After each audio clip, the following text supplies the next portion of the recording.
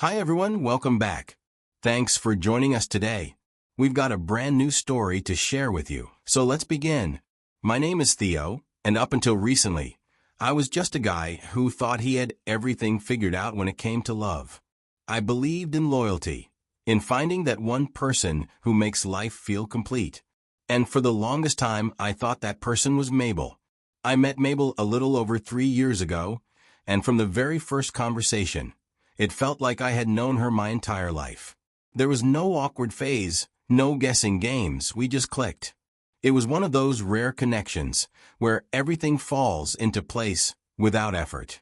We could talk for hours and never run out of things to say. She laughed at my stupid jokes, I admired her passion for life. And before I even realized what was happening, I had fallen hard. The early days of our relationship were something out of a movie. Spontaneous road trips, late-night conversations that stretched until sunrise, endless inside jokes that only we understood. Every moment felt electric. She wasn't just my girlfriend. She was my best friend, my confidant, my partner in everything. I could be myself around her, no masks, no pretending. She saw every side of me, the good and the flawed, and still, she chose me. Mabel had this way of making everything feel exciting and new. Whether it was trying out a new restaurant, planning weekend adventures, or just staying in and watching movies, life never felt boring with her. We talked about everything, our dreams, our fears, our future. From the very start, it was clear we wanted the same things in life. We both wanted a strong marriage, a home filled with love, and a future where we built something lasting together. After dating Mabel for a while, I knew without a shred of doubt that she was the woman I wanted to spend the rest of my life with. She was someone I couldn't imagine my life without.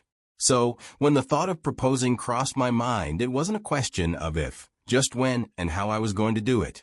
I wanted it to be perfect, something that reflected everything we had shared over the years. So, I spent weeks planning. I chose a place that meant something to both of us, a cozy little spot by the lake where we had our first deep conversation about the future. The day finally came, and with my heart pounding, I got down on one knee and asked her to be my wife. The moment she realized what was happening, her hands flew to her mouth, and her eyes filled with tears.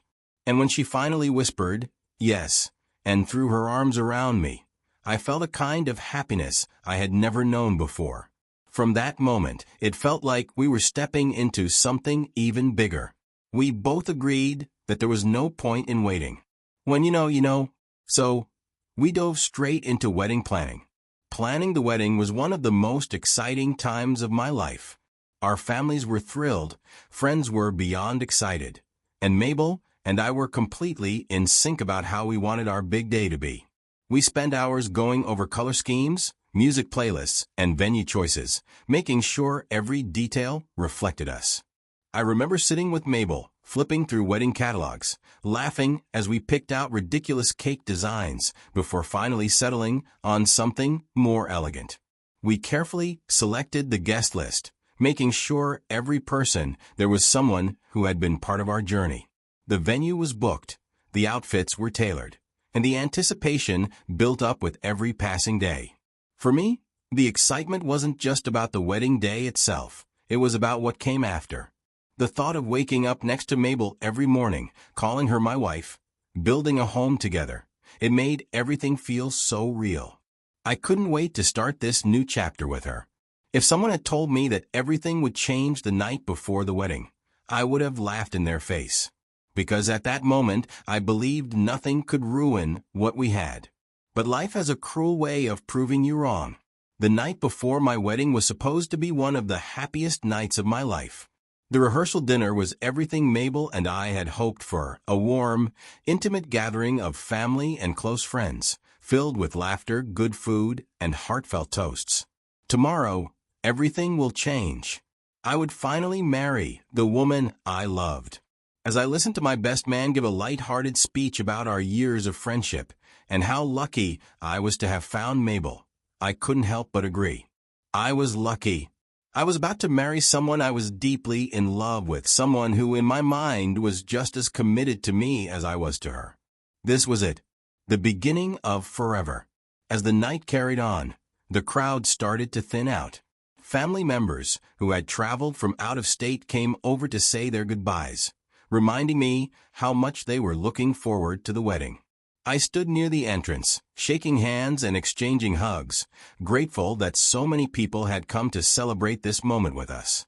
The energy in the room was light and joyful, just the way it should be.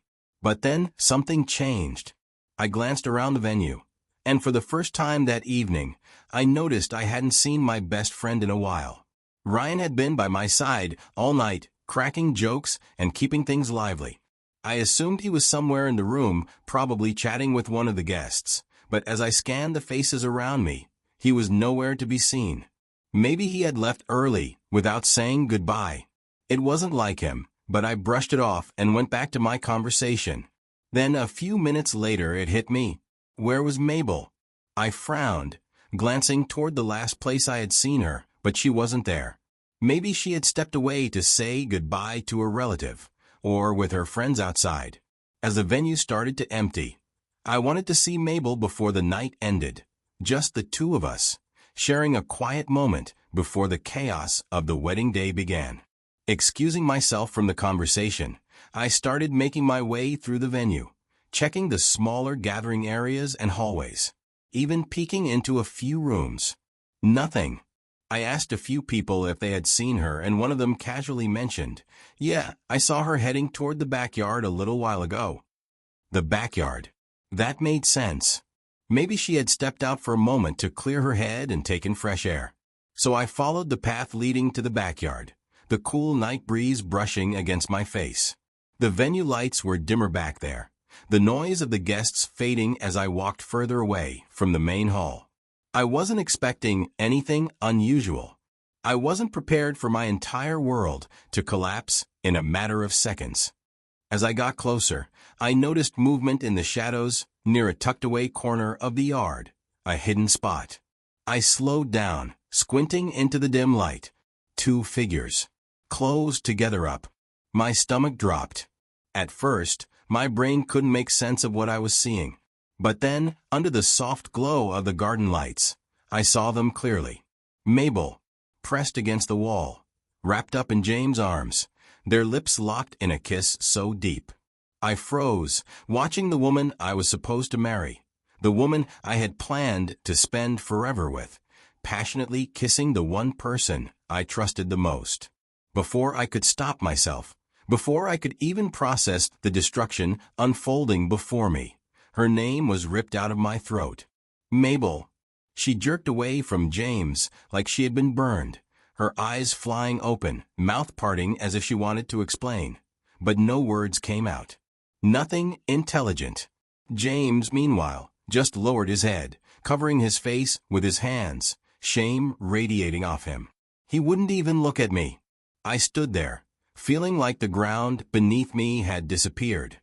I wanted to believe this was some kind of nightmare, that I would wake up any second in my bed, waiting for my wedding day. But no, this was real. And it wasn't just any guy she had betrayed me with. It was my best friend. My brother in all but blood. I don't remember what I said, if I even said anything at all. The rage, the pain, the gut-wrenching betrayal. It all hit me at once, and I couldn't stay there for another second. My body moved before my mind could catch up. Mabel called after me. I could hear her voice, frantic, desperate. "Theo, wait. Please, just let me explain." But what was there to explain? What words could fix this? I heard James mutter something, maybe an apology, maybe an excuse. I didn't care. I didn't stop. I didn't turn around. I pushed past the guests who were still mingling, my vision blurring as my emotions threatened to consume me. Someone, maybe my mom, maybe one of my cousins, asked if I was okay. I didn't respond. I just kept walking. By the time I got to my car, my hands were shaking so badly that I struggled to get the keys in the ignition. As soon as the engine roared to life, I slammed my foot on the gas and sped away, tires screeching against the pavement. I had no idea where I was going. The world outside my windshield was a blur. Streetlights flashing past like ghosts. Then my phone started buzzing. Over and over. Calls. Messages. Mabel. James. My parents. Friends. The notifications poured in like an avalanche. I didn't even bother looking. I grabbed the phone and switched it off, tossing it onto the passenger seat. I didn't want to hear excuses. I didn't want to hear apologies. I just wanted silence. When I finally reached my house, I parked haphazardly, barely registering how recklessly I had driven. I stumbled out of the car and went inside, locking the door behind me with shaking hands. The second I was inside, I collapsed onto the couch, my body numb, and my mind a complete wreck. Soon after came the knocking. First it was soft, concerned voices from outside, people who had followed me home. Then, the knocks grew louder. I heard my mom calling my name. Someone else, maybe my cousin, was asking me to open up. I ignored them. I couldn't face anyone right now. I wasn't ready to answer questions. I wasn't ready to explain what had happened. Hell, I still didn't even believe it myself. When I finally found the strength to speak, my voice came out hoarse, empty, and final. Go home. And after a long pause, one by one, they did. When I opened my eyes the next morning, for a brief second, I forgot everything. I felt numb, like my emotions had drained out overnight, leaving behind nothing but an empty shell of who I was just yesterday. I reached for my phone out of habit, but the moment I saw the screen, I regretted it. Missed calls. Dozens of messages. Voicemails. Most of them were from Mabel. Theo? Please let me explain. I'm sorry. Please talk to me. Others were from mutual friends, family members, and people who had no idea what had happened, but had obviously sensed something was wrong. I didn't bother opening any of them. What was the point? No text, no voicemail, no carefully crafted excuse could undo what had happened. Some betrayals don't come with explanations. I sat up, staring at the blank wall in front of me. And at that moment, I knew what I had to do. There wasn't going to be a wedding. There was nothing left to salvage. Whatever future Mabel and I had planned was gone. And I wasn't going to let myself be humiliated by standing at the altar, pretending everything was fine. No. It was time to end this officially.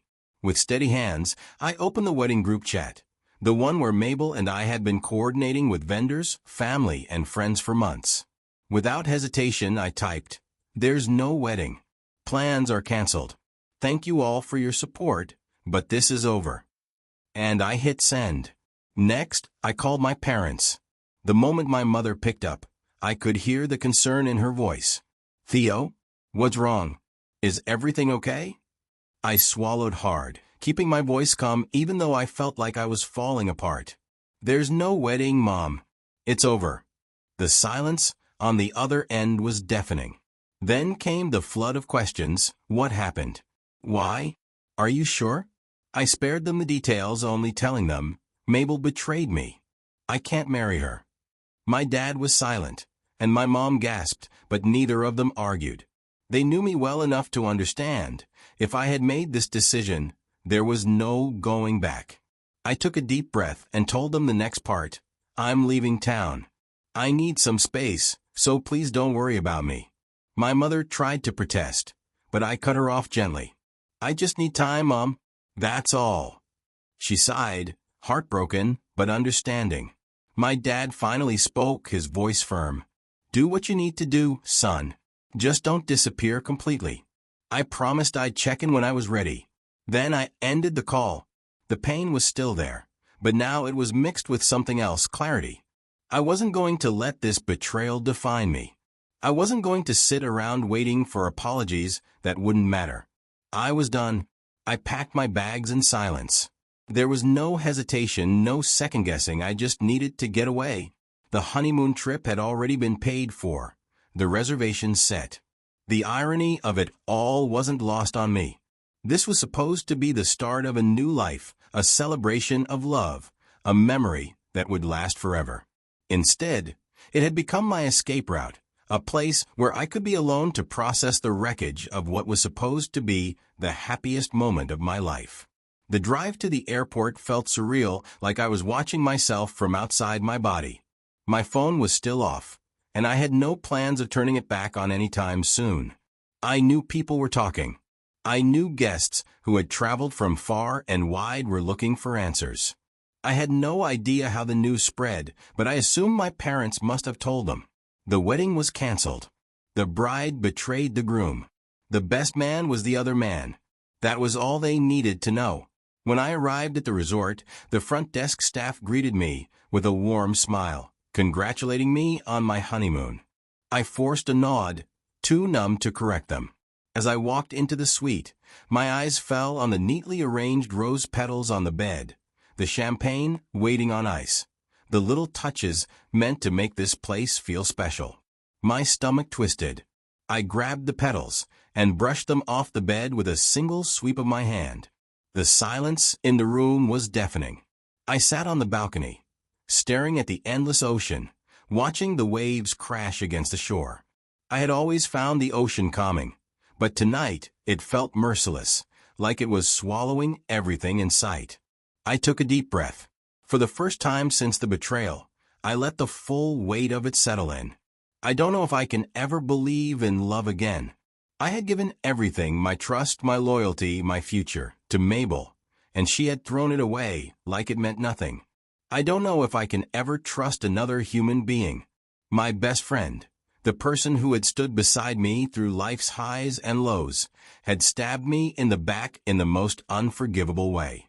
I had always believed that if there was one thing in this world I could count on, it was Mabel and my best friend. I trusted them more than anyone, and in one single night, they proved me wrong. I didn't cry. I had already shed all the tears I could. Now there was just emptiness, a hollow feeling that I wasn't sure would ever go away. And that's our story for today. Let us know what you think of this story. You can share your experience to encourage someone or share this story with someone. If you enjoyed this, don't forget to like, share, and subscribe for more.